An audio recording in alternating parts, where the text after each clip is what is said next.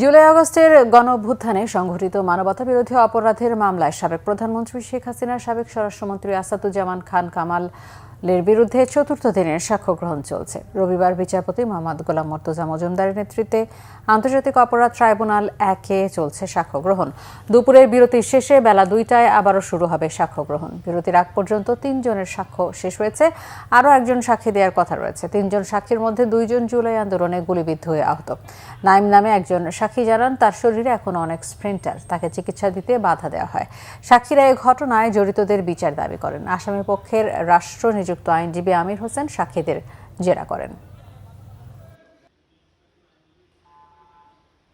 আমরা এই মামলার প্রমাণের জন্য যতগুলো সাক্ষী দরকার ততগুলো সাক্ষীকে উপস্থাপন করব। আমরা 81 জন সাক্ষীর তালিকা এখানে দিয়েছি। আইনে আমাদের অতিরিক্ত সাক্ষী দেওয়ারও সুযোগ আছে। আমরা আশা করছি যে ম্যাটেরিয়াল উইটনেস আয়োর বাদে অর্থাৎ তদন্তকারী কর্মকর্তা ছাড়া অন্যান্য সাক্ষী আমরা আশা করছি যে আমরা আগামী মাসের মধ্যে, না হলে পরবর্তী মাসের ফার্স্ট উইকে উপস্থাপন কমপ্লিট করতে পারব।